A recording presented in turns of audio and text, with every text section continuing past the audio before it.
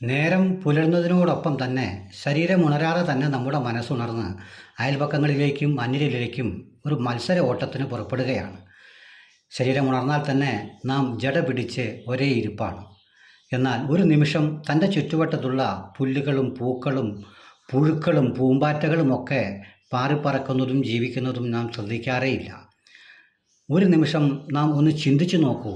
നമ്മുടെ മുറ്റത്തിന് ചുറ്റും ചെറിയ കുഴിയെടുത്ത് മാസങ്ങളോളം അതിൽ ഒളിച്ചിരുന്ന് അതിൽ കിട്ടുന്ന ഭക്ഷണങ്ങൾ മാത്രം കഴിച്ച് ഒരു ദിവസം തുമ്പികളായി രൂപാന്തരപ്പെട്ട് ആകാശത്തൂടെ പാറിപ്പറക്കുന്ന കുഴിയാനകളെക്കുറിച്ച് നാം അറിഞ്ഞിട്ടുണ്ടോ? നാം ചിന്തിക്കാറുണ്ടോ? ബഹുരസമായ കാഴ്ചകളാണിതൊക്കെ.